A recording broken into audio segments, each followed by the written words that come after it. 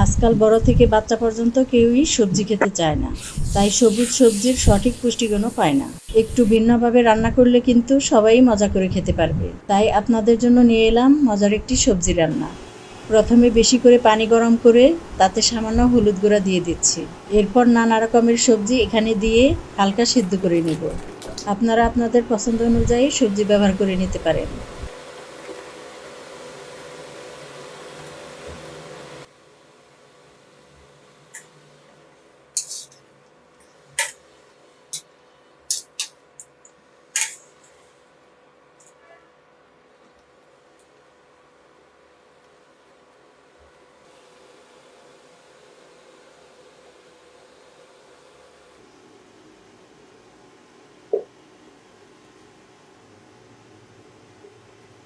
হালকা একটু জাল করে সবজিগুলো উঠিয়ে নিচ্ছি।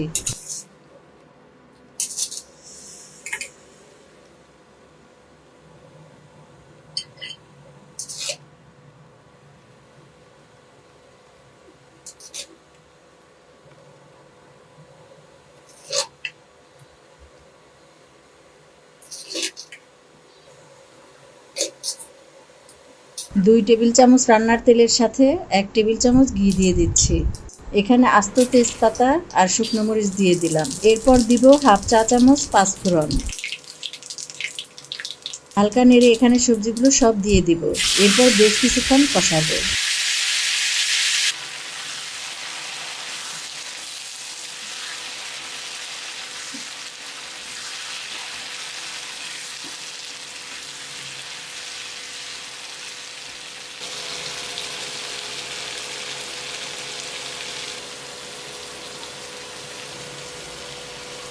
ভালো মতো কষানো হয়ে গেলে এখানে হাফ চা চামচ পরিমাণ আদা আর জিরা বাটা দিয়ে দিচ্ছি।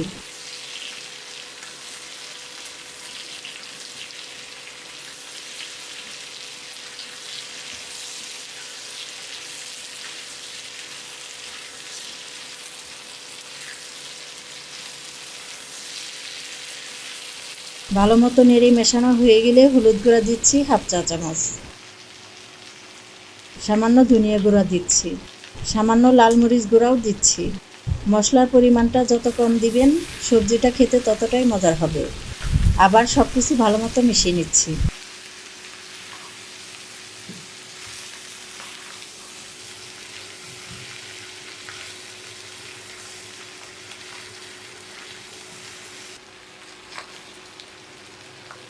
পরিমাণ মতো পানি দিয়ে দিচ্ছি যাতে সবজিগুলো সেদ্ধ হয়ে যায়। এরপর পানি টেনে আসা পর্যন্ত জাল করে নেব।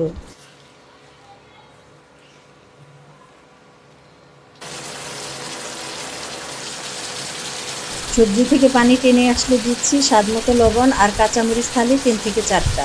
এরপর ভালো মতো নেড়ে জাল করব আরও 3 থেকে 4 মিনিট। দেখবেন এই সময় সবজিগুলো সেদ্ধ হয়ে আসবে।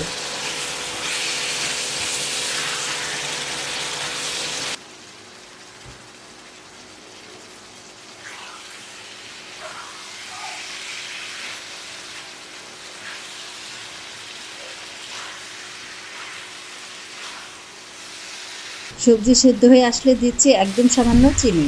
আপনারা চাইলে চিনি বাদ দিতে পারেন।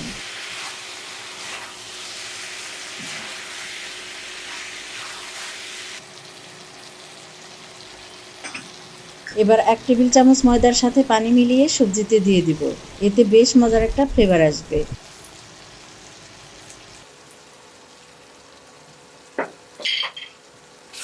এরপর নেড়েচেড়ে সবজি বাটিতে নিয়ে পরিবেশন করব। এই সবজি যেদিন রান্না করবেন দেখবেন পুরো বাড়ি সবজির ঘ্রাণে ভরে যাবে। আজকের মতো বিদায় নিচ্ছি। ভালো থাকবেন। আল্লাহ হাফেজ।